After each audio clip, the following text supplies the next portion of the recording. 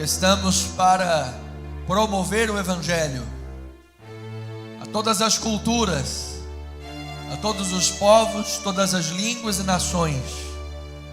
Não há fronteiras para o Evangelho.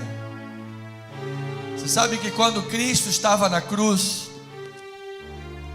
morrendo pelos nossos pecados, Ele usou 7 frases. Numa das 7 frases, Ele olhou para Maria e disse: mulher, eis aí o teu filho. Filho, eis aí a tua mãe. A questão é que quem estava com Maria era João. João não era filho de Maria, não era filho do DNA de Maria. Então ali Jesus estava quebrando toda a barreira do DNA. Jesus estava quebrando toda a barreira e limitação da idolatria do DNA, como se família fosse apenas quem tem laços consanguíneos. Jesus estava dizendo: família é todo aquele que faz a vontade do Pai. Então, a parte qualquer barreira do DNA, sem fronteiras, o Evangelho alcance e reúna a família cristã à volta do mundo. Amém? Vamos abrir a Bíblia Sagrada em 1 Samuel, no capítulo 14, versículo 43 a 45.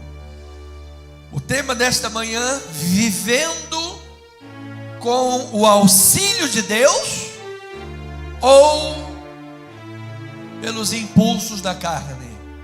O que é que você prefere? Viver com o auxílio de Deus ou viver com o impulso, a motivação da tua carne?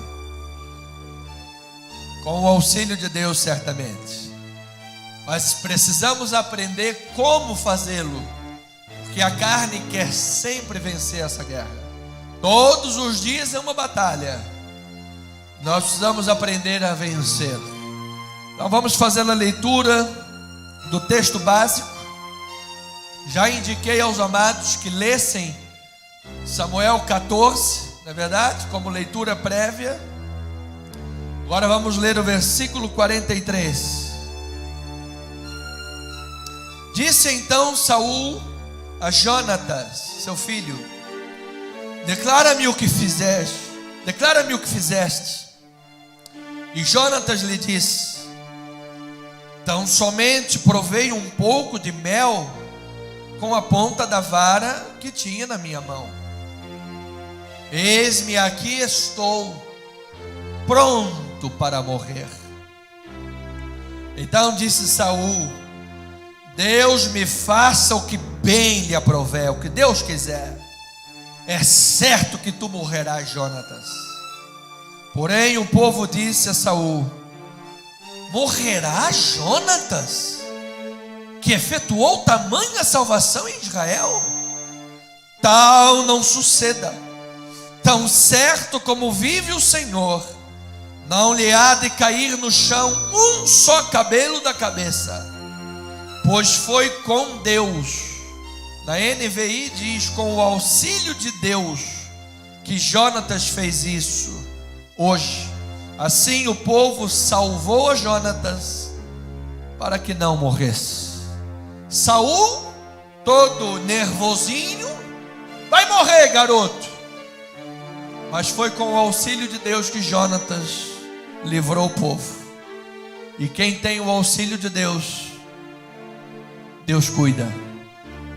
Vamos orar. Pai eterno e amado, tua palavra é que deve ser ouvida, Pai. Eu não vim aqui com pretextos, não vim aqui para cavar no meu coração humano coisas. Eu quero, pelo Espírito de Deus, perscrutar as profundezas de Deus, para do coração em Deus tirar bom tesouro. E assim, ó Pai, ministrar a tua palavra, porque a tua palavra é mais cortante que uma espada de 2 gumes. A tua palavra discerne os intentos e os propósitos do coração humano. Ela tem poder de Deus para purificar, para lavar o coração, para trazer à memória, para a mente, para a alma, a esperança do Evangelho, para transformar, para moldar-nos conforme a vontade de Deus. Usa-me, Pai. Fala ao teu povo, abençoando estas vidas, para que sejam semelhantes a Ti, meu Pai, e possam desfrutar da grande bênção que é viver com o auxílio Teu. Assim nós oramos, em nome de Jesus. Meu povo amado, ovelhas do rebanho de Cristo, presencial e online, diga amém, amém e amém. Obrigado, amada bispa, inspirador, o teclado. Louvado seja Deus. Amada igreja de Jesus, povo amado, povo santo, povo precioso de Deus, propriedade exclusiva do Senhor, aqueles que têm a mente de Cristo Jesus nas suas vidas e logo, portanto, têm pensamentos de Deus em vossas vidas. Vamos aprender nesta manhã desdobramentos do capítulo 14 acerca do auxílio de Deus, do viver. O que é viver com o auxílio de Deus? Como vencer os impulsos da carne? Como aprender a observar a vontade de Deus para agir de acordo com ela? Porque muitas das vezes fazemos coisas que não devíamos, agimos na carne e depois nos arrependemos. Outras vezes já deveríamos ter agido, já deveríamos ter feito e não fazemos com um pressuposto enganador, que é: estou esperando a vontade de Deus. Você lembra quando Moisés estava diante do Mar Vermelho? Já havia a ordem direta, implícita e clara de Deus que o povo seria livre. E Moisés anda: não, agora peraí, eu tenho que orar de novo, deixa eu orar de novo. E a resposta de Deus qual foi? Por que você clama a mim, Moisés? Diga ao povo que mais. Ou seja, precisamos, isso é uma linha muito tênue, porque por um lado, orar a Deus é sempre importante, mas por outro lado, há questões claras de Deus, que é a vontade do Senhor, e nós, por questões humanas, carnais, impulsos nossos, usamos isso como desculpa para não servir a Deus. E o diabo é especialista em mexer nessas coisas. Você lembra no deserto, por exemplo, Satanás tentando Jesus, ele disse: olha, Senhor, não está escrito que os seus anjos darão ordem a teu respeito para que ele guarde? Então se joga daquilo em cima. E Jesus respondeu: mas também está escrito: não tentarás o Senhor teu Deus. De maneira que eu preciso da graça de Deus muito grande agora sobre a minha vida, para que eu possa expressar o que diz a palavra de Deus acerca deste assunto, porque a linha entre fazer a Deus, orar a Deus, esperar no Senhor, ela é muito tênue. E é nesta linha que nós vamos caminhar nesta manhã. Então, na sexta-feira, sexta-feira próxima passada, nós vimos que a fé no grande poder do Senhor, a fé no grande e onipotente poder que Deus tem para livrar o seu povo, para agir na vida do seu povo, foi o catalisador para a intervenção salvadora. Catalisador na química é um agente químico que você mistura Você pega 2 agentes químicos e mistura, e essa mistura, ela causa uma reação esperada. Ou seja, ela catalisou, ela acelerou um processo. Ela agiu de tal forma que obteve o resultado. De maneira que a fé de Jonatas, no grande poder de Deus, essa mistura, ela foi a catalisadora para a intervenção salvadora de Deus. Naquela situação de extrema desigualdade que Israel enfrentava na batalha contra os filisteus. Havia ali no capítulo 13, não precisa abrir, capítulo 13, versículos 16 a 23, foi o final do capítulo 13. Ali mostra a difícil situação que Israel estava vivendo diante da famigerada, da famosa potência dos filisteus. A palavra diz que não havia nenhum ferreiro em Israel. Todo o trabalho metalúrgico pertencia aos filisteus, e os filisteus não permitiam que Israel fizesse espadas, fizesse lanças, porque não queria que os israelitas tivessem armamentos bélicos. De maneira que o exército de Israel estava muito mal equipado. Você imagina o que é entrar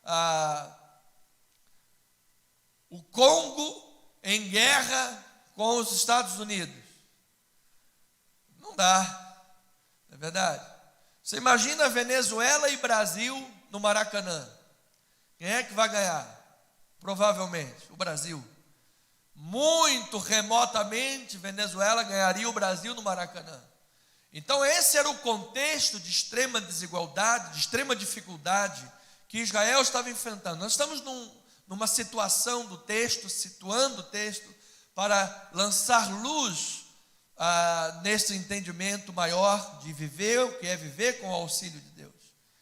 Então, dentro desse contexto, desse cenatipo, desse cenário que outras vezes a Bíblia já mostra, de extrema dificuldade do povo de Israel, foi dentro desse contexto de crise nacional que o terreno estava preparado, o terreno estava fértil para que um coração heróico fosse trabalhado, para que o heroísmo da fé fosse semeado. E foi Jonatas, encorajado pela fé, na grande capacidade do Senhor em livrar o seu povo, que ele tomou a iniciativa e desencadeou a batalha, onde Deus iria salvar o seu povo. Diga glória a Deus por isso. Um cenatipo, diz os estudiosos da Bíblia, que o cenatipo ele é uma cena que ocorre na Bíblia que outras vezes também aconteceu. Se fosse na nossa linguagem jurídica, diríamos que é mais ou menos uma jurisprudência. Assim como Deus livrou, e o capítulo 14 tem muito disso, porque assim como Deus livrou os israelitas diante dos egípcios que tinham muitos carros de guerra, assim Deus também livrou Israel diante dos filisteus que tinham muitos carros de guerra. Assim como Deus livrou Israel diante dos midianitas na época de Gideão, assim Deus livrou também Israel diante dos filisteus que eram numerosos como a areia do mar. Ou seja, o que Deus fez ontem, Ele faz hoje e pode fazer na tua vida também. As mãos de Deus estão estendidas. Se hoje ao orarmos a Deus, nós dizemos assim: Deus, abre o mar vermelho para o teu povo, é porque um dia na história, nesse cenatipo, nessa cena que nós estamos diante do mar vermelho, uma vez na história aconteceu isto. Deus permitiu que um servo dele, um servo fiel, um servo íntegro fosse colocado diante de um mar vermelho. E aquele mar se abriu para Moisés, esse mar também se abre, pode se abrir, eu recebo, vai se abrir para as nossas vidas em nome de Jesus. Então veja no capítulo 14, versículo 1, Diz assim a palavra do Senhor: sucedeu que um dia, sabe, de repente amanheceu e é hoje. Um dia, disse Jonatas, filho de Saul, ao seu jovem escudeiro: vem, passemos a guarnição dos filisteus que está do outro lado. Porém não o fez saber a seu pai. Aqui o narrador já começa a mostrar que o relacionamento de Saul com Jonatas não é bom. E a culpa é de quem? Saul. Aí versículo 4 diz assim: entre os desfiladeiros pelos quais Jonatas procurava passar a guarnição dos filisteus, deste lado havia uma penha íngreme, do outro lado havia outra penha íngreme. Amado, eram penhas de todos os lados. E às vezes o cristão está aqui no século 21 dizendo: bispo, eu tenho um objetivo, mas é uma penha para cada lado. É a penha circular, é a vila da penha, é tanta penha que eu não sei para onde ir. Só Jesus. Então, diz que uma delas seguia ao norte, defronte de Micmas, e a outra ao sul, defronte de Geba. Disse, pois, Jonatas ao seu escudeiro: vem, passemos a guarnição destes incircuncisos. Porventura o Senhor, olha aí, porventura, na NVI diz assim: talvez. Jonatas, ele tem respeito pela soberania de Deus. Se Deus quiser, ele vai fazer. Se ele não quiser, ele não vai fazer. Mas ele é Deus de qualquer maneira. Ele respeita a soberania de Deus. Então ele diz: porventura o Senhor nos ajudará nisto. Porque, amado, eu amo esta passagem. Porque para o Senhor nenhum impedimento há de livrar com muitos ou com poucos. Diga glória a Deus aí, amado. Então o seu escudeiro lhe disse: faze tudo segundo inclinar o teu coração. Eis-me aqui contigo, a tua disposição será a minha. Eita, fé contagiante, hein? Disse, pois, Jonatas: eis que passaremos aqueles homens e nos daremos a vista deles, nos faremos que eles nos vejam. É o que está dizendo. Se nos disserem assim, olha aí: parai, até que cheguemos a vós outros, então ficaremos onde estamos e não subiremos a eles. Porém, se eles disserem: subi até nós, então subiremos, pois o Senhor nos entregou nas mãos, e isto nos servirá de sinal. Ou seja, Jonatas está mostrando o que, meu bispo? Está mostrando a sua dependência do Senhor. Se ele nos vir e nos mandarem subir, Deus está nos dando um sinal. Isso é um sinal de Deus, que Deus nos dará a vitória. E aí diz que, dando-se, pois, ambos a veres a guarnição dos filisteus, disseram estes: olha, eis que os hebreus estão saindo dos buracos em que se tinham escondido. Os homens da guarnição responderam a Jonatas e ao seu escudeiro e disseram: subi a nós, e nós vos daremos uma lição. Disse Jonatas ao escudeiro: sobe atrás de mim, porque o Senhor os entregou aonde, amada igreja? Nas mãos de Israel. Deus estava dando um sinal para Jonatas e dizendo: eu estou entregando esta guarnição nas mãos de Israel. Eu vou pegar esses poucos. Ele só tinha Jonatas e o seu escudeiro, os poucos. Eu vou pegar vocês dois e vou vencer aquela geira de filisteus. Tinha lá pelo menos 20 filisteus ali. Eu vou começar a vitória. Você já viu aqueles desenhos animados das décadas de 80 e 90 na minha infância? Maravilhoso. Que o bonequinho ia subindo lá na montanha de neve. Aí ele chegava lá em cima da montanha de neve, dava um chutezinho naquela bolinha de neve daquele tamanho. O que acontecia quando a neve ia rolando? Lava uma bola gigante, saía arrastando tudo. Aqui era a bola de neve dele. Deus falou assim: Jonatas, você vai lá, dá o chute, porque quando você vencer aquela guarnição de pelo menos 20 filisteus, eu vou entrar com providência e vai acontecer um grande milagre. Este é o sinal que eu estou com vocês. Eu vou livrar a Israel mesmo com poucos. Amado, eu creio que com poucos Deus pode fazer um milagre na tua família, na tua casa, nos teus negócios. Você pode estar diante de tremendas limitações, você pode estar diante de difíceis questões, absurdas desigualdades. Você pode estar diante de um povo filisteu, assim como nós, irmãos, estamos aqui diante de um mundo terrível e extremas desigualdades. Eu creio que o Deus que deu a vitória para Jonatas, dá a vitória para você, dá a vitória para esta igreja, dá a vitória para o seu povo, porque Ele livra, Ele salva. Então, esta fé que Jonatas manifestou, ela precisa estar em nossos corações. Não há maneiras de se viver o auxílio de Deus e a vitória que vem do Senhor, senão por meio da fé.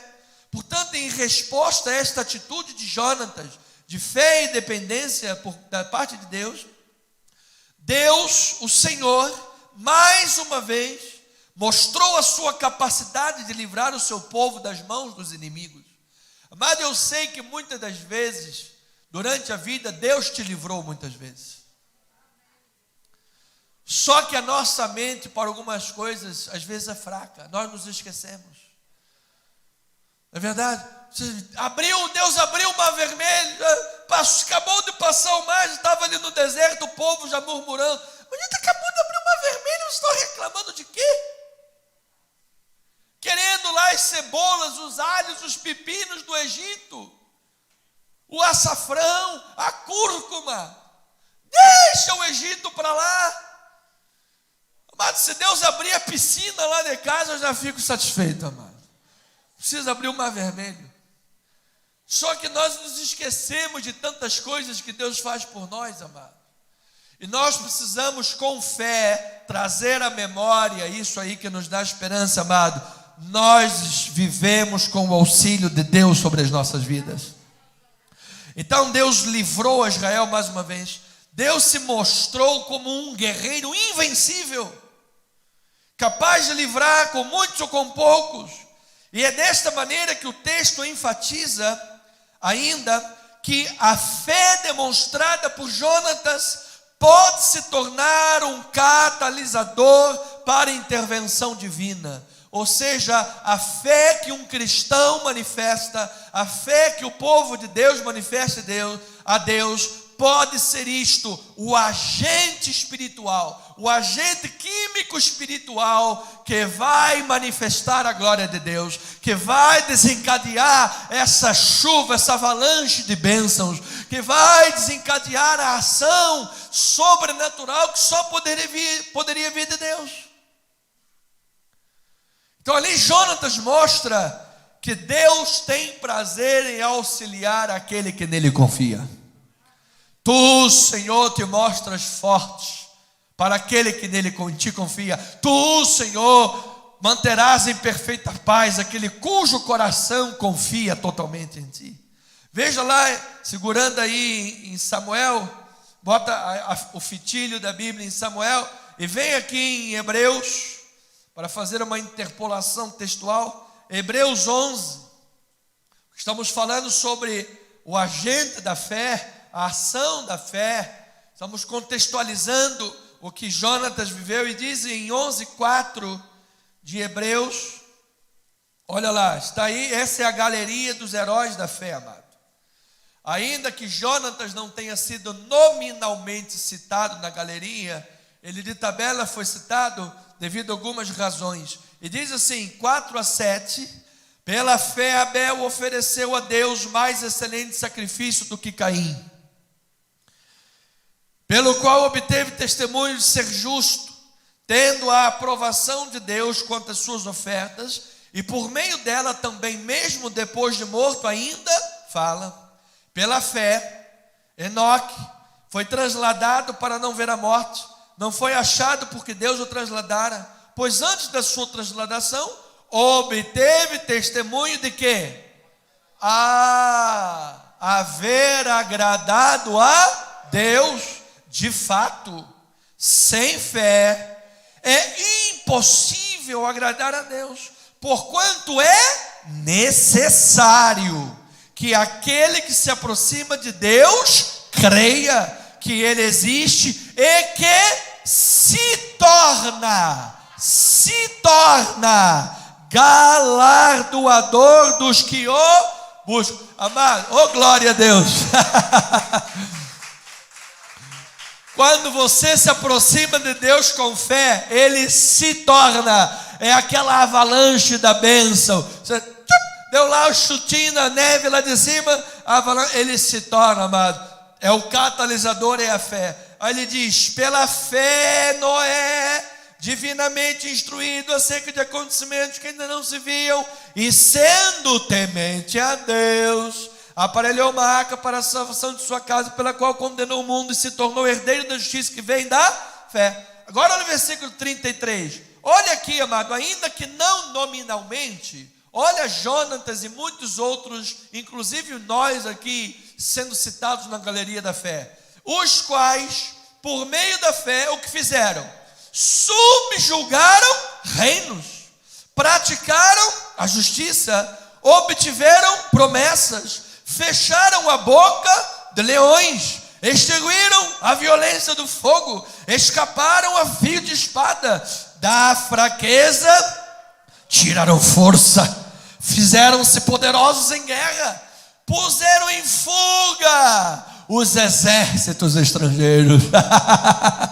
Amado, eu creio que quando alguém age pela fé, no grande poder, na grande capacidade que Deus tem em livrar, pode ter cova de leão, que Deus vai fazer esse leão fechar a boca. Pode ter fornalha de fogo, Deus vai extinguir a violência das chamas. Pode haver exército com espada, com armas bélicas, como os filisteus, donos da metalurgia. Deus vai operar através de um Jonatas. Deus vai operar através de um escudeiro que tinha a mesma disposição que Jonatas. E todos verão, e todos saberão, que seja com muitos ou com poucos, Deus é poderoso para livrar o seu povo dos seus inimigos. Glória a Deus. Então, amados, a ideia central, agora nós chegamos a 14. Ideia central do capítulo 14, versículos 24 a 52, que é o texto deste perícope desta manhã, mostra-nos que a vitória, esta grande vitória que o Senhor concedeu. Aqui nós vimos a vitória que Deus deu. Mas essa grande vitória que o Senhor concedeu a Israel foi depreciada por causa das posturas impulsivas e independentes de Deus por parte de Saul. Saul mostrou claramente, diversas vezes, que ele não dependia de Deus. Ele vivia nos impulsos da sua carne. Ele era o homem que não dobrava o joelho para orar. E quando o fazia por mero formalismo religioso. O que nós vamos ver esta manhã. Então, esta atitude de independência, você sabe que a independência de Deus é a essência do pecado. Quando eu digo eu quero viver a minha moda, a minha cabeça, esta aí é a essência do pecado. É viver os seus próprios caminhos. É quando Deus disse a Adão, Eva, não comam desse fruto. Aí vem a serpente e diz: olha, se vocês comerem do fruto, vocês serão como Deus. Amado, de forma ilegítima, Satanás ofereceu a Adão e Eva serem como Deus.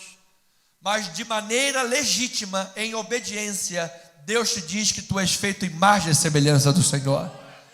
Você não precisa viver em obediência para manifestar a glória de Deus. É através da obediência. Logo, a independência de Deus é a essência do pecado.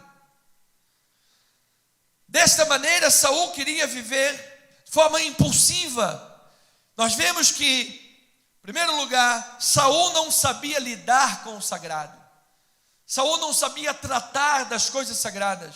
Veja no capítulo 14, versículos 18 e 19, está lá a palavra do Senhor. Saul disse a Aías: traze aqui a arca de Deus, porque naquele dia ela estava com os filhos de Israel. Enquanto Saul falava ao sacerdote, o alvoroço que havia no arraial dos filisteus crescia mais e mais. Pelo que disse Saul ao sacerdote: desiste de trazer a arca. Ou seja, não traz. Se quiser trazer, traz. Se não precisa. Faz o que quiser com a arca. Ou seja, ele não sabia lidar com o sagrado. Diz que Deus, quando Jonatas começou aquela iniciativa contra os filisteus e venceu aquela guarnição de uns 20 filisteus, diz que Deus lançou terror sobre, nós vimos isso na sexta-feira, que foi a primeira parte de 14, Deus lançou terror às guarnições dos filisteus, aqueles que estavam no ataque em todos os lugares. Deus inverteu a situação. Se antes eram os israelitas que estavam escondidos em buracos com medo, agora eram os filisteus que estavam amedrontados. E Deus lançou terremoto, Deus lançou terror, e o terror do Senhor invadiu no coração dos ímpios, inimigos de Deus. E diz que quando isso sucedeu, o exército filisteu todo se dispersou. E aí Saul disse assim: olha, a gente estava precisando da arca, agora não está precisando mais não. Deixa para lá a arca. Ou seja, eu uso o sagrado segundo as minhas meras necessidades. Eu uso o sagrado pelas minhas meras conveniências. Mas já que o povo se dispersou, não preciso mais de Deus aqui não. Então você percebe a postura humana, maligna que Saul tem concernente às coisas de Deus? Amado, longe de nós tal coisa, amado. Mas uma coisa seja dita e é verdade, e nós precisamos trabalhar isso, porque cada um de nós temos um pouquinho de Saul em nós, porque oramos muito mais a Deus quando estamos em dificuldade. Quando o cerco aperta, aí começamos a orar, e ora, e uma hora é pouco, vamos orar mais 2. Amados, quando começou a pandemia, nós ficávamos 3 horas de live, e o povo ficava lá, já acabou, bispo, a live, 3 horas já acabou, está muito rápido, porque estava todo mundo com aquele espírito de medo e terror no coração. Passou a pandemia, agora meia hora já é muito, bispo, meia hora, nada, bispo, o bispo está demorando, bispo, tem que tomar café com leite, eu amo café com leite, tem que tomar aquela minha torrada Petrópolis, daquela grossura, santo é o Senhor. Então você percebe que é natural, amado, nós sabemos disso. Quando as pessoas estão em mais dificuldade, mais buscam a Deus. Vem a vitória, a pessoa, opa, agora eu vou lá nada a ver com os amados aí de Copacabana, lá na orla de Copacabana, nada a ver, os amados são fidelíssimos. É porque uma vez eu lembro de um senhor fazia 40 minutos de gabinete todos os cultos comigo. Todos os cultos, 40 minutos de gabinete. Veio a vitória na vida dele, saiu uma herança lá que ele estava esperando, sei lá das quantas, voltou a ser milionário. Aí uma vez eu andando lá na Barata Ribeiro, tudo lotado, né, gente para tudo quanto é lado, em frente a uma loja de sapatos, Santa Fé. E aí eu olhei assim de lado, tem alguém passando assim, parece 007. Eu falei, não era aquele irmão, gente? O que aconteceu com ele, amado? Então, amado, esse espírito de saúde, lidar com o sagrado segundo meras conveniências, não pode, amado, não pode. Falou assim, vamos ter coxinha de galinha com catupiry na igreja. Amado, vai aparecer o Eliardo e a família toda. Não pode, amado. E o dia que for sopa de ervilha, não vai vir não? Tem que vir, amado. Então, vamos lidar com o sagrado com temor e tremor. Agora diz, olha lá, segundo ponto, versículo 3, ele diz assim, Aías, filho de quem? Aitube. Agora a gente já sabe quem é o irmão do YouTube, está lá. Irmão de Icabô. Icabô significa foice a glória de Deus. Filho de Finéias, filho de Eli, sacerdote do Senhor em Siló, trazia a estola sacerdotal. O povo não sabia que Jonatas tinha ido. Ou seja, o que está dizendo esta passagem aqui? Aías, que era o sacerdote responsável pela história sacerdotal durante o reinado de Saul, era bisneto de Eli. E Eli já tinha recebido uma sentença de Deus que ele e a sua família estavam sendo rejeitados. Porque o Eli recebeu uma advertência de Deus: olha, os seus filhos são filhos de Belial. Os seus filhos pecam contra a obra do Senhor. Os seus filhos são promíscuos contra a obra do Senhor. Você precisa repreendê-los. E passando a mão na cabeça dos filhos, Eli não repreendeu. Eli não disse a verdade de Deus para eles. Dessa maneira Eli não poderia ser sacerdote dessa maneira. Não poderia ter uma postura, uma posição de liderança para o seu povo. Não pode. Como é que você vai ser a liderança para o povo de Deus se você não repreende, se você não exorta os seus próprios filhos? Então eles foram rejeitados. E aqui vem Saul e diz: não tem problema, chama Aías, irmão de Aitube, filho de Finéias, filho de Eli. Ele é que vai ser o meu sacerdote. Então a maneira como Saul conduz as coisas é visivelmente a parte da vontade e a parte da orientação de Deus. Saul não tem um bom relacionamento com Jonatas. Desde o início nós já estamos vendo isso. Depois nós vemos que Saul só venceu a batalha porque Deus enviou pânico e gerou pânico por um terremoto contra os filisteus, que foi em resposta à atitude de fé e dependência do Senhor por parte de Jonatas. Ou seja, ele entrou na aba. Não tem aquela música? Sai da minha aba, sai para lá. Se tivesse lá, Jonatas ia colocar para tocar.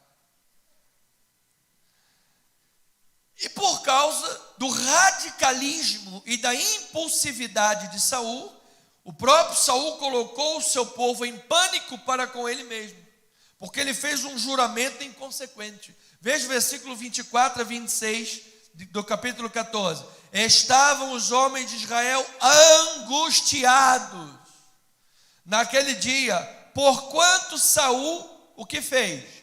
Conjurara o povo dizendo: maldito o homem que comer pão antes de anoitecer, para que eu me vingue dos meus inimigos. Olha lá, pelo que todo o povo se absteve de provar o pão.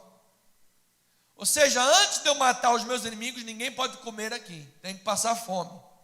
Aí diz que todo o povo chegou a um bosque onde havia mel no chão.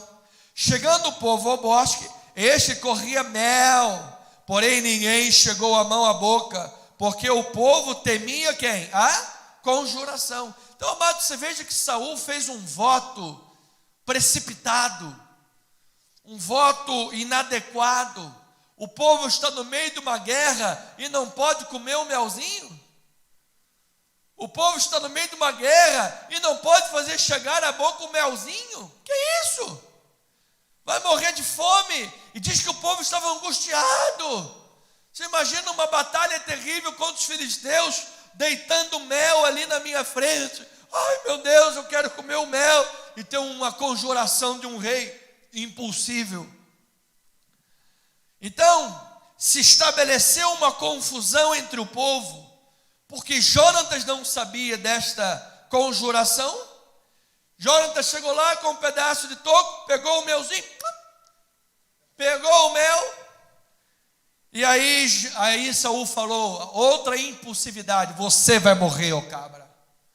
Gente, como é que pode um homem tão impulsivo desse jeito? Uma liderança tão fraca desse jeito? Aí diz lá o versículo 27, olha lá, 27 a 30, ele diz: Jonatas, porém, não tinha ouvido que seu pai conjurara o povo, e estendeu a ponta da vara que tinha na mão, e a molhou no favo de mel, e levando a mão à boca, tornaram a brilhar os seus olhos. Então respondeu um do povo: teu pai conjurou solenemente o povo e disse: maldito o homem que hoje comer pão. E estava exausto o povo. Amado, Ele não sabia, estava inocente na história. Versículo 29 e 30. Então disse Jonatas: meu pai o que fez? Turbou a terra. Ora, vede como brilham os meus olhos por ter provado um pouco deste mel. Quanto mais se o povo hoje tivesse comido livremente do que encontrou do despojo dos seus inimigos. Porém, desta vez não foi tão grande a derrota dos filisteus. Ou seja, na NVI o texto é um pouco mais claro. Ele está dizendo assim, Jonas está dizendo: gente, se o povo, já tivemos vitória, com todo mundo morrendo de fome, imagina se tivéssemos comido do mel, muito maior teria sido a nossa vitória. Meu pai turbou o nosso povo. Aí, então ele não confrontou diretamente o pai, mas essa postura de mostrar o erro do pai mostra uma ruptura profunda dos laços dele com o seu pai. Aí diz o versículo 38 a 45, diz assim: então disse Saul: chegai-vos para aqui todos os chefes do povo, e informai-vos e vede qual o pecado que hoje se cometeu, porque tão certo como vive o Senhor, que salva Israel, ainda que com meu filho Jonatas esteja a culpa, ele será morto.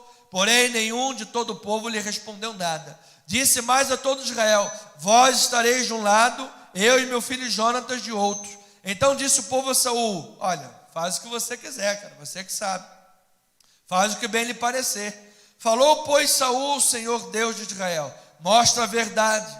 Então Jonatas e Saul foram indicados por sorte, e o povo saiu livre. Esse indicado por sorte era um costume israelita, que haviam duas pedras, o Urim e o Tumim.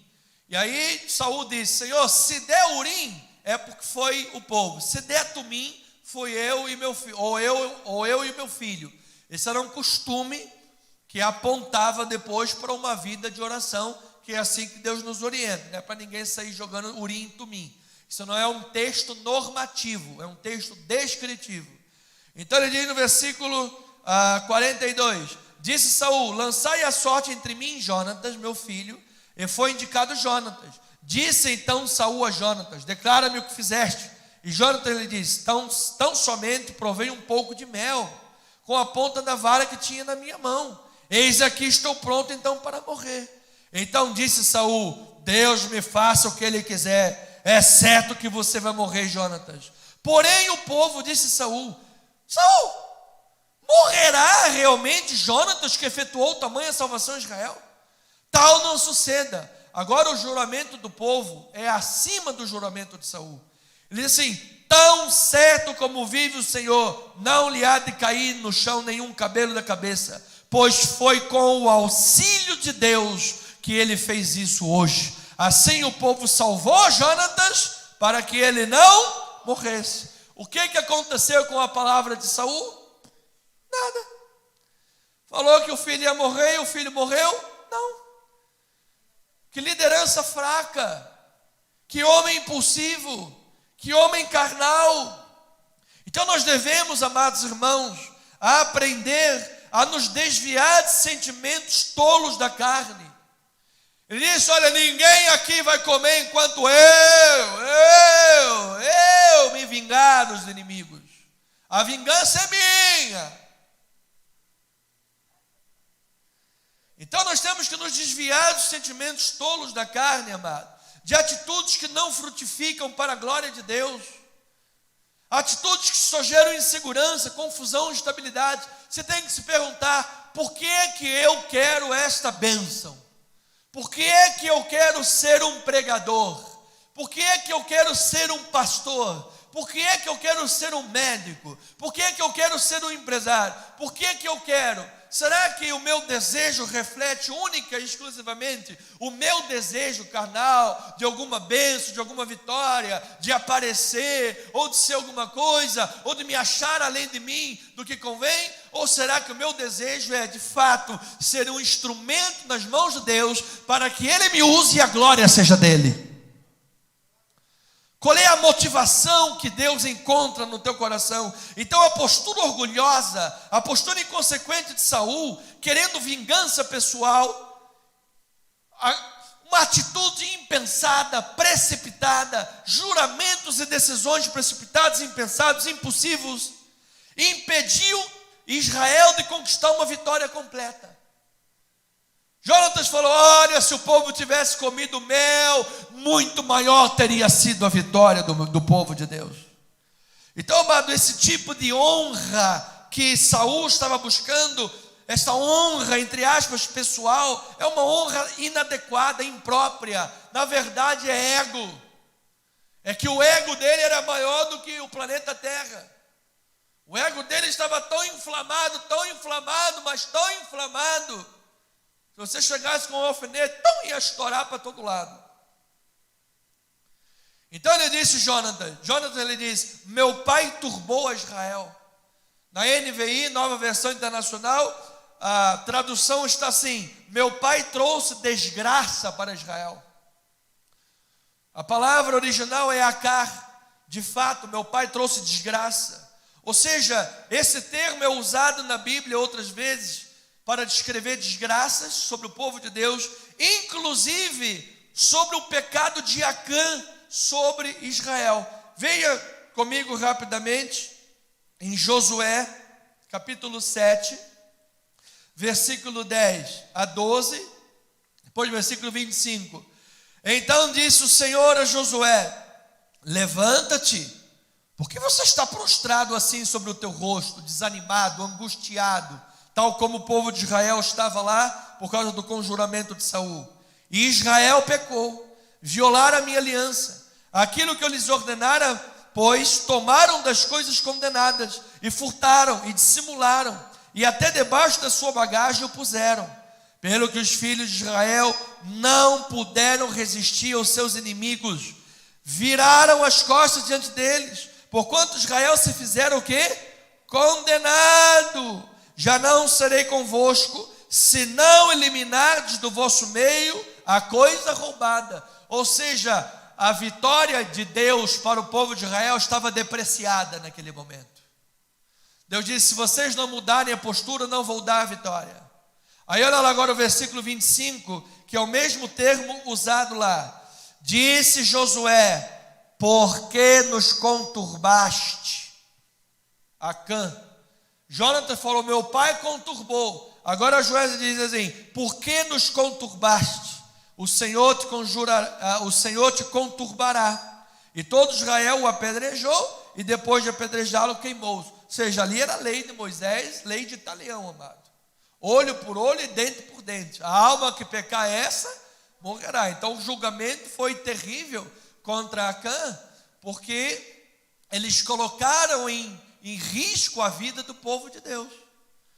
Amados, hoje poderá ser, claro que ninguém vai tomar em pedras para apedrejar ninguém, mas a vida espiritual de muita gente está morta.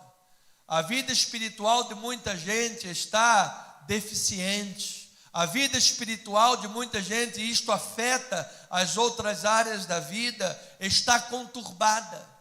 Por quê, amado? Porque não para ouvir a voz de Deus, porque vive de forma impulsiva, assim como Saul conjurou o povo e impediu a vitória completa do Senhor. Quando agimos por impulsividade, quando agimos no ego da carne, quando agimos em nome da nossa glória humana, quando agimos em nome da nossa honra pessoal, eu vou mostrar com quantos paus se faz uma canoa, eu vou rodar a baiana, então não é Deus, não tem Deus nessa história, é você. E aí, amado, você está se colocando como Saul, está vivendo a conturbação. E vem disciplina, porque nós somos filhos. Deus corrige e disciplina quem Ele ama. Então Deus quer abençoar grandemente a sua igreja. Diga: eu recebo, amado.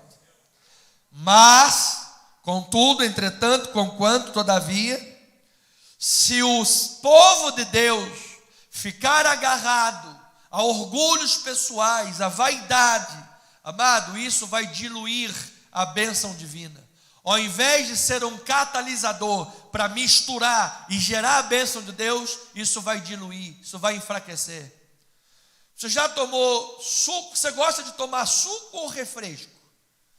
Amado, o suco da fruta, o néctar, aquela coisa gostosa, você bota lá o Del Valle, você sente, parece que está a manga líquida. Agora, se você pegar lá e jogar 10 litros de água em cima, você vai sentir uma vala de manga, sei lá, o suco de vala de manga.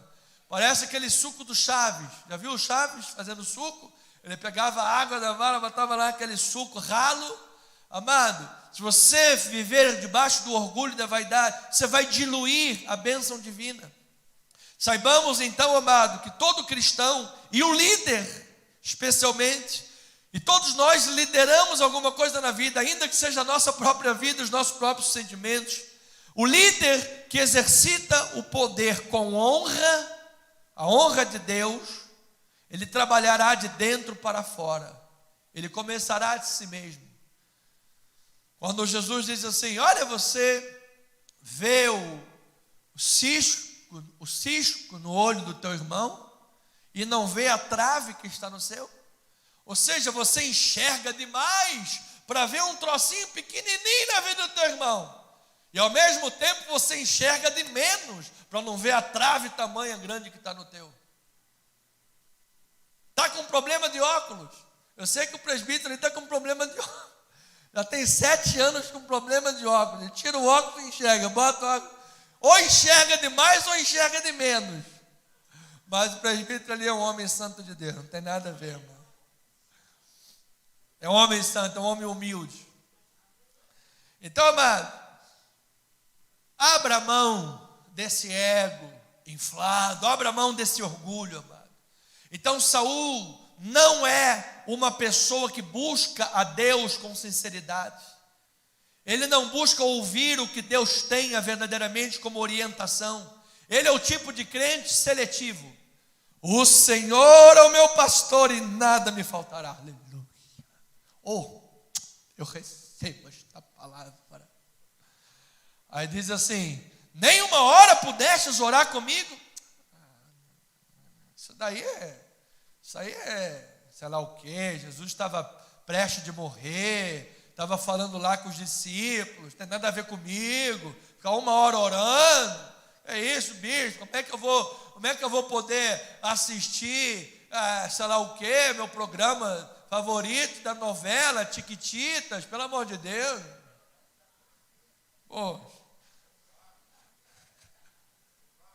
O Vasco da Gama, que vai dar uma surra no Flamengo. Como é que pode? Tem gente, amado, começou o jogo, bota o relógio da oração para despertar na hora do jogo. Começou o jogo e fala, Senhor, agora vamos entrar no primeiro tempo de folga. Ele vai lá assistir o jogo. Acabou o primeiro tempo, 15 minutos de oração rapidinho. Oh, não, agora voltou o Vasco lá.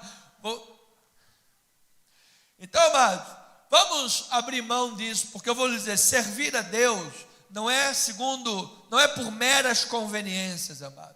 É com sinceridade, com amor, é com fidelidade a Deus. E Ele vai certamente abençoar a tua vida grandemente, amado. Então Saul está usando o que é sagrado a partir de seus interesses inescrupulosos. Traz a arca, não, deixa a arca para lá, não precisa. Então, amado, Jonatas é o contraste disso, e ele mostra sua dependência a Deus, age com uma fé radical na capacidade de Deus e diz, olha só, talvez Deus nos livre. Se Deus quiser, porventura nos livrará. O que a gente vai fazer? Vamos nos colocar à frente lá. Eles vão nos ver. Se ele disser, suba aqui, é o sinal de Deus. Mas Deus já tinha dado 3, nós vamos ver isso aqui, vários sinais para Saul. Pelo menos 3. Samuel disse assim, olha, vai acontecer isso, isso, isso. Aconteceram sinais de providência e de orientação.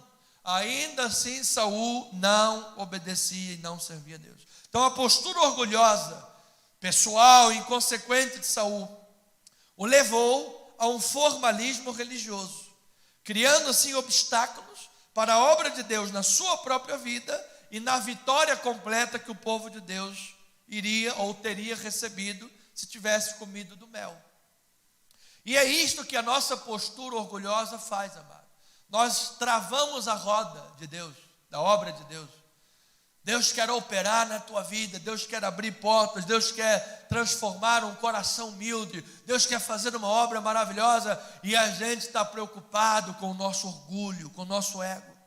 Então Saul deu continuidade ao padrão instituído no período dos juízes, em que a preocupação era com o orgulho pessoal, que conduzia assim as pessoas a viverem um ciclo de pecado, desobediência, derrotas e arrependimento. Se você ler o livro de Juízes é isso: pecado, derrota, angústias, aflições, arrependimento. Senhor, me perdoa, desculpa. Ego. Agora eu já esqueci, agora eu já venci, meu ego está lá em cima. Aí vem derrota, pecado, problema, angústia, aí depois arrepende de novo. Meu Deus, desculpa, eu não deveria ter feito isso. Aí a pessoa está lá no leito de enfermidade. Meu Deus, me perdoa, Senhor, o Senhor me curar. Eu nunca mais vou falar mal da minha sogra, porque ela é um anjo. Mas eu digo que ela é um anjo, não é porque eu quero que ela esteja na glória, não, Senhor. É porque ela realmente é muito boa, eu só vou falar bem da minha sogra. Aí ficou boa, foi para casa, a minha sogra. Aí a pessoa diz assim, como é que é aquela história que diz, a vaca faz, o cavalo faz, e a serpente faz como? Oi, amiga. Você entendeu? Entendeu? A serpente faz como? Como é que a serpente faz? A cobra faz? Oi, amiga. Amado, aí ela está falando da sogra. Não pode, amado. Você tem que falar bem da tua sogra. Diga amém por isso, amado. Então, 3 minutos para terminar. Saul inibiu a obra de Deus na sua vida, amado. A minha pergunta é: você quer viver com o auxílio de Deus e ter uma vitória completa, ou você quer inibir a obra de Deus na sua vida? Diga, eu quero o auxílio de Deus na minha vida. Então Saul inibiu a obra de Deus quando ele buscou vingança pessoal, ego pessoal, precipitação. Ele conjurou o povo a não comer de forma impulsiva e precipitada, ameaçou o seu filho desnecessariamente. Ele quis a confirmação de Deus sobre a vitória, enquanto que ele mesmo agia de forma egocêntrica e pecaminosa, como que buscando a sua própria glória. Veja lá rapidamente no versículo 37. Diz assim: disse porém o sacerdote, cheguemo-nos aqui a Deus. Então consultou Saul a Deus, dizendo: descerei no encalço dos filisteus, entregá-los-ás nas mãos de Israel. Porém aquele dia o quê? Deus não lhe respondeu, porque ele usava o sagrado e oração para o seu próprio ego, para o que ele queria. Vamos orar 10 vezes para ver se Deus responde o que eu quero. Deus, olha, eu vou orar. Olha, Deus, eu quero aquela moreninha. Então o senhor precisa responder que aquela moreninha que eu quero, essa moreninha, assim, pequenininha, baixinha, essa moreninha. Aí ele vai orar: Deus, Senhor, o que é que o senhor tem para a minha vida? É aquela loura, não sei o que. Não, vou orar de novo: Deus, o que é que o senhor tem para mim? Achando que uma hora Deus vai falar moreninha, baixinha. Amado, não vai. Deus vai responder como Ele quiser na sua vida. Eu não gosto de mulher muito alta, não, amado. Aí a mulher vai andar comigo do lado da mulher. Vamos lá, bota aqui no braço. Pera aí, fica uma coisa meio estranha, né? A mulher mais baixa, para eu poder botar debaixo das asas, a sombra do onipotente. Olha o ego, olha o ego. A sombra do onipotente. Está na hora, meu Deus. Até as tuas ovelhas estão em oração, meu Pai. Oxa, meu Pai. Só que Saul, querendo dar uma manipulada, querendo fazer a coisa do seu jeito, por mero formalismo, ele falou: vamos consultar Deus, quem sabe Deus nos dá a vitória. Você sabe o que esse formalismo me mostra, segundo a nossa posição hoje de evangelho no Brasil especialmente? É a pessoa que quer viver de qualquer maneira. Aí domingo vai lá na igreja, dá uma oferta, na igreja diz: bom, já dei minha oferta, agora eu posso, vai lá, pecar, fazer qualquer coisa.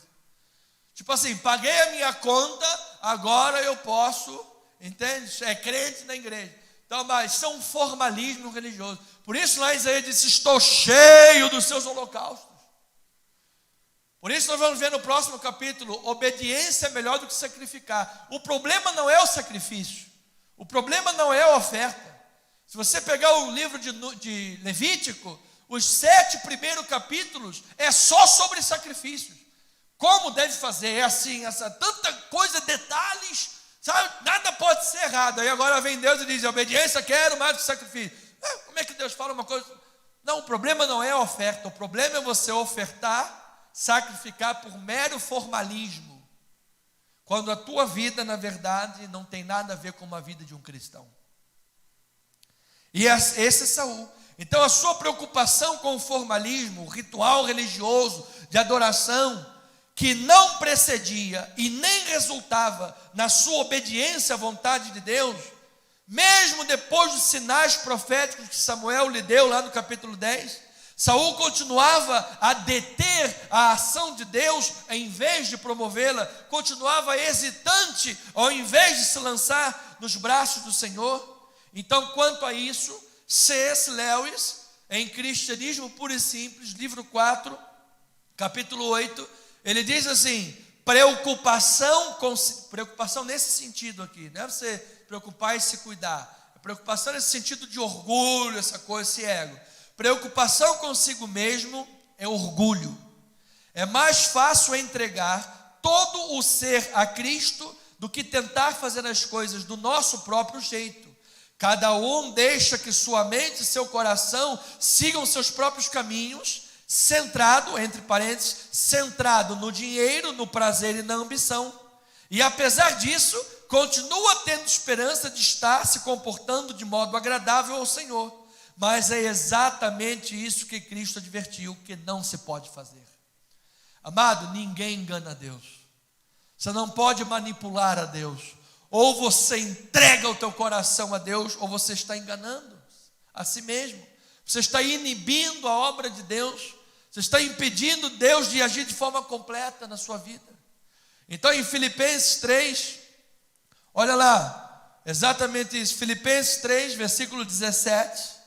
Diz assim a palavra: irmãos, sede imitadores meus e observai os que andam segundo o modelo que tendes em nós, pois muitos andam entre nós, dos quais repetidas vezes eu vos dizia, e agora vos digo até chorando, que são o quê? Inimigos da cruz de Cristo. O destino deles é a perdição. Olha lá, o Deus deles é o quê? É o ventre, e a glória deles está na sua infâmia, visto que só se preocupam com as coisas terrenas, pois a nossa pátria está nos céus, de onde também aguardamos o Salvador, o Senhor Jesus Cristo, o qual transformará o nosso corpo de humilhação para ser igual ao corpo da sua glória, segundo a eficácia do poder que Ele tem mesmo a ter subordinado a si todas as coisas. Portanto, meus amados irmãos, benditos del Padre e muito saudosos, minha glória e minha alegria e coroa, assim, amados, permanecei deste modo, como? Firmes no Senhor. Firmes no Senhor. Diga glória a Deus por isso. Glória a Deus. Então a pessoa diz assim: eu não vou à igreja, porque é melhor eu ficar aqui cuidando de mim. Eu vou ali na praia, eu vou, você sabe, sei lá o quê. Amado, você está se preocupando só com as coisas terrenas. Mas claramente, o que cabe falar aqui? Não vou dar dízimo na igreja, não vou ofertar na igreja, não, porque eu tenho que comprar um Fuscão 1.600 nesse mês. Aquele que tem capota aberta. Então, amado, você só se preocupa com as coisas terrenas e ainda assim tem a esperança de estar agradando a Deus? É exatamente isso que Cristo disse que não é possível. Por isso eu termino nesse minuto. Conclusão da mensagem. Hora de aplicar o texto e hora de responder às pessoas e dizer: bispo, depois de ter ouvido tudo isso, o que é que eu faço com essa mensagem? Depois de ter ouvido toda esta exposição, qual é a minha atitude? O que é que eu tenho que fazer biblicamente com esta mensagem? Então, Com esta postura orgulhosa e inconsequente de Saul, nós vamos aprender o seguinte, vamos responder: de onde é que vem o poder de um cristão? De onde é que vem o poder de um grande líder? Amados, Deus não respondeu a Saul, mas ainda assim abençoou a iniciativa de Jonatas. Isso fala muito para a gente. O quê? Deus interveio de forma especial e sobrenatural, dando vitória para Israel, por causa, em primeiro lugar, da sua misericórdia. Pense comigo, em primeiro lugar, amado, não se estribe na sua glória, achando que você tem isso, aquilo, ou está de pé, ou conseguiu isso, aquilo, porque você é alguém, e você é a última bolacha do biscoito, da pacote. Você é o último gole de Coca-Cola. Tem até briga, mano. Não faça isso. Deixa a Coca-Cola de lado, abandona. Eu vou lhe dizer uma coisa, amado. Deus deu essa vitória. Claro, ele usou Jonatas, mas o rei ainda era Saul. Ele usou das coisas mais singular que existe no caráter de Deus, que é a sua misericórdia. Você sabe por que você ainda não foi consumido? A misericórdia. Você sabe por que você está de pé? Por causa da misericórdia.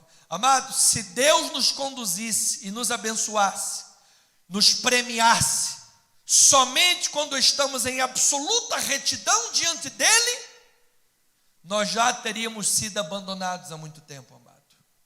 Ouça, Deus nos dá chances, Deus nos dá oportunidades, não para que nós permaneçamos no pecado. Deus dá chance e oportunidade. Ele espera, disse Isaías, Ele espera para ter misericórdia de vós. Então, aproveite desta misericórdia para dizer: Deus, eu quero mudar a minha postura, eu quero mudar a minha vida, eu quero ser segundo o coração de Deus nesta terra. E em segundo e último lugar, a grande verdade é que liderança na vida, uma boa condução na vida, bons direcionamentos e atitudes na vida, começa por saber ser liderado por Deus. Muita gente quer ensinar, mas não é ensinável. É preciso saber ouvir, é preciso saber aprender. Muita gente quer conduzir, mas para conduzir é preciso humildade. Saul não tinha uma boa liderança, porque ele não era humilde, ele era orgulhoso, ele não aceitava a liderança de Deus na sua vida. Portanto, amado, de onde vem o poder de Deus? De onde vem boa liderança para a vida? Por humildade em saber que sou, pela graça de Deus, de ser conduzido por Deus, colocar minha fé e minha confiança na misericórdia do Senhor. E eu termino com o texto de 2 Coríntios 2,14, que diz assim, você pode acompanhar no telão também, nosso irmão vai projetar. Obrigado, meu amado irmão, eleito do Senhor. Está lá, 2 Coríntios 2,14. Graças, porém, a Deus, que em Cristo sempre nos conduz em triunfo. E por meio de nós, olha aí, por meio de nós, manifesta em todo lugar a fragrância do seu. Porque nós somos para com Deus o bom perfume de Cristo. Olha aí, se você quiser um perfume, fala com a irmã Ruth, que ela tem uns perfumes maravilhosos. Nós somos o bom perfume de Cristo, tanto nos que são salvos, como nos que se perdem. Para com estes, para os que se perdem, nós somos cheiros de morte para a morte. Para com os que são salvos, nós somos aroma de vida para a vida. Agora olha aí, amado. Quem, porém, é suficiente para estas coisas? Quem, amado? Quem aqui pode ser suficiente de ser cheiro de morte para a morte eterna de alguém? Se você olhar no espelho, você vai ver 1000 pecados por dia na tua vida, amado. Se não for mais. Quem? Aí Paulo responde. Vamos adiante. Porque nós não estamos como tantos outros, mercadejando a palavra de Deus. Antes, em Cristo, é que falamos na presença de Deus com sinceridade da parte do próprio Deus? Começamos porventura outra vez a recomendar-nos a nós mesmos? Ou temos necessidade, como alguns, de carta de recomendação para vós outros ou de vós? Vós sois a nossa carta, escrita em nosso coração, conhecida e lida por todos os homens, estando já manifestos como carta de Cristo, produzida pelo nosso ministério, escrita não com tinta, mas pelo Espírito do Deus vivente, não em tábuas de carne, mas em tábuas de carne, isto é, nos corações. E é por intermédio de Cristo que temos tal confiança em Deus. Não que por nós mesmos sejamos capazes de pensar alguma coisa como se partisse de nós. Ele está respondendo: quem é suficiente para estas coisas? Pelo contrário, a nossa suficiência vem de Deus. Eu quero viver com o auxílio de Deus. Assim seja, assim diz o Senhor.